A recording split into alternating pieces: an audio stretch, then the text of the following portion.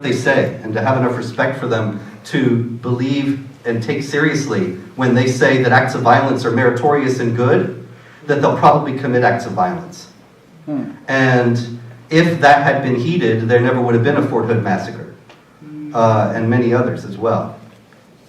Yes, ma'am. Hi, my name is Moja Schlögel. I'm from Hungary, and I guess you know that the Turks were sitting in Hungary 150 years, bringing down a 10 million nation to 1 million. My question is, if I remember right, Mohammed started in year 500. How did they get so much power? How did they get so many people? What is what holds them together, and what made it so violent? I mean, I cannot understand how it took over everything. Well, Muhammad actually lived from the year 570 to 632, according to the tradition. And by 732, 100 years after he's supposed to have died, the Muslim Islamic Empire stretched from Spain all the way across North Africa and the Middle East to India. And one of the reasons why this was so was because there was a fighting force that was really an extraordinary thing. It was a win-win situation. The warriors were promised paradise if they killed the infidels and were killed in the process. If they were not killed in the process, then they received the spoils of war. There's a whole chapter of the Quran, chapter 8, that's called Al-Anfal, the spoils of war.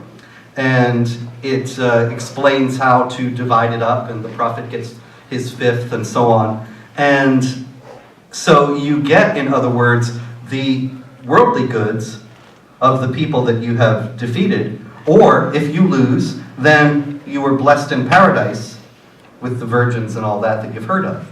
And so you've got a win-win situation. And that creates a very formidable fighting force, where there's really no downside. And as a matter of fact, you know the word assassin is derived from hashishin, the people who smoked hashish. And the hashishin were a group in Wouldn't it be like Mellow, though? the Middle Ages. And there was a Muslim leader known as the Old Man of the Mountain who would recruit these assassins. And they really were assassins. They would go and kill his enemies and people that he opposed, and often get killed in the process. And he would recruit them by getting them stoned. Because, you know, this is before the 60s and before the whole drug culture, and nobody knew what it was.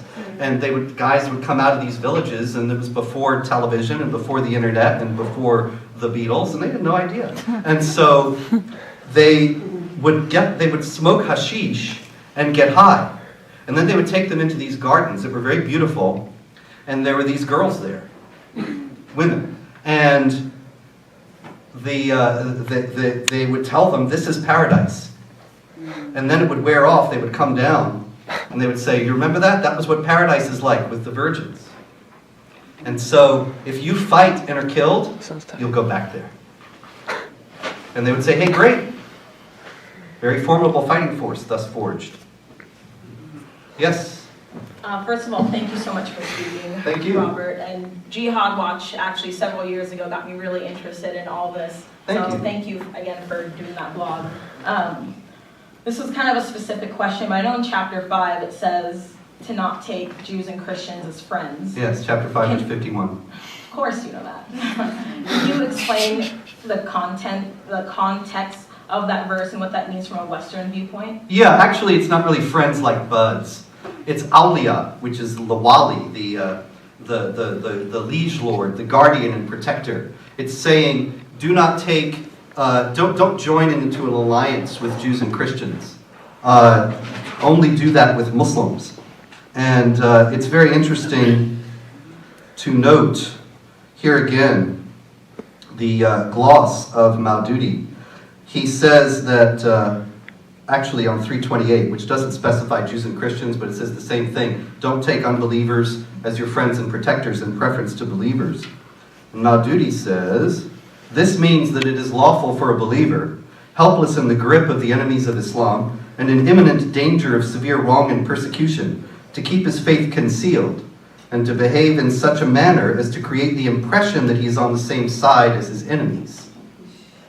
And so the context is that in a period when Muhammad, the prophet, is going to war with various groups of unbelievers, then one is not to ally with them or rely on their protection, which probably has to do with the Banu Qurayza, who were a Jewish tribe in Medina, and they were allied nominally with the Muslims, but they made a deal with the Quraysh, who were besieging Medina and trying to conquer the Muslims.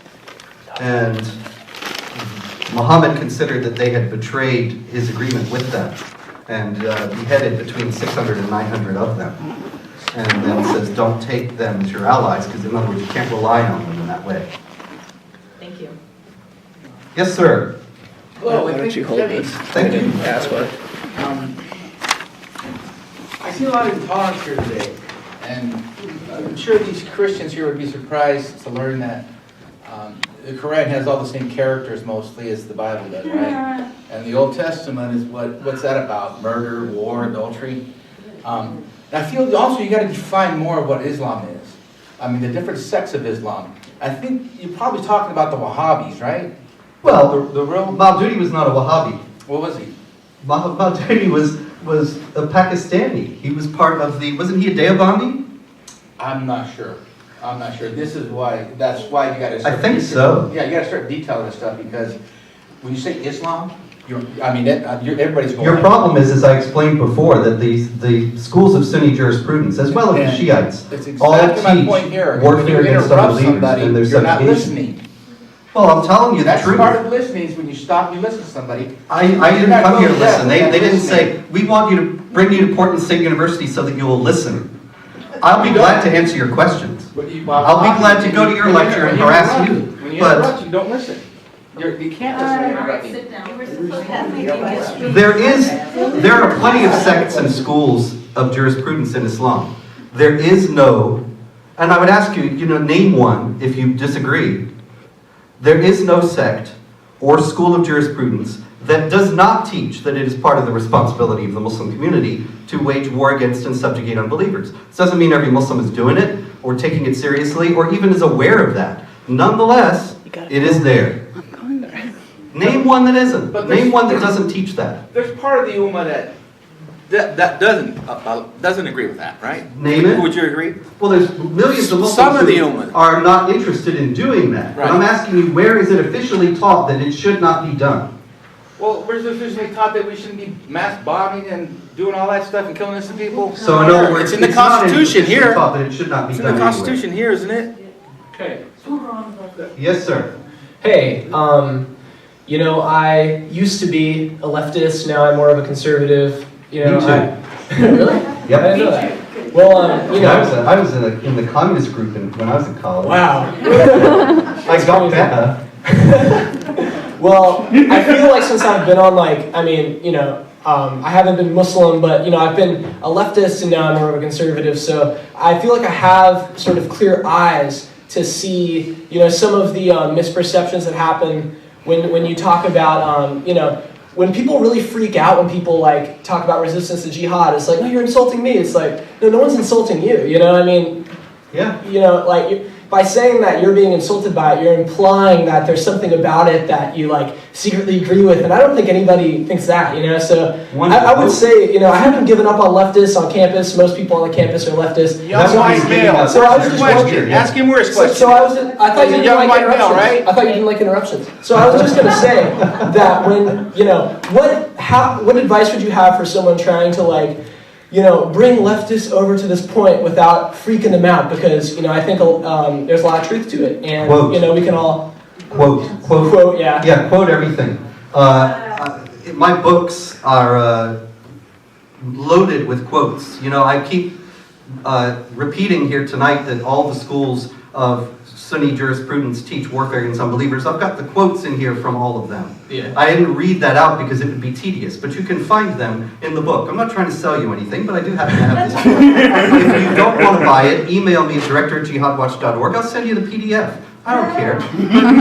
In any case, quote them. Yeah. And then you get people with this incredible cognitive dissonance, like the gentleman here saying, even after I quote them, that I'm the one associating them with Islam when they're plainly the ones I associating know it's just themselves really with frustrating Islam. sometimes because I But feel like I come at some it from like people every angle. will still have a mind and a heart and will be able to see the truth. Yeah, because I'm definitely not against Muslims, and I don't think Of people course who not. are afraid of jihad are against Muslims. I just think that No, that's a line. there's a lot of sold taboo around it.